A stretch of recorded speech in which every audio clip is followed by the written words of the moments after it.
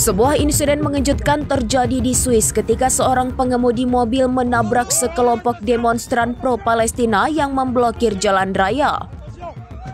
Video yang beredar luas di X pada tanggal 7 Januari 2025 menunjukkan suasana panik dan kekacauan setelah mobil tersebut melaju ke tengah kerumunan massa yang sedang duduk meskipun ada kehadiran polisi di lokasi. Aksi pemblokiran jalan oleh demonstran memicu ketegangan dengan pengguna jalan lain.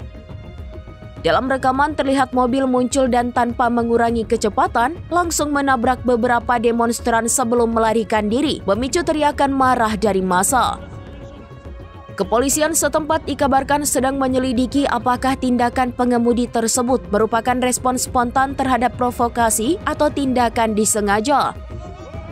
Insiden ini kembali menyoroti konflik antara hak berdemonstrasi dan keamanan lalu lintas, serta menjadi cerminan dari meningkatnya ketegangan sosial di Swiss terkait konflik Israel-Palestina. Reaksi publik terpecah di media sosial, dengan sebagian mendukung tindakan pengemudi sebagai respons terhadap pelanggaran hukum, sementara yang lain mengutuknya sebagai tindakan berbahaya.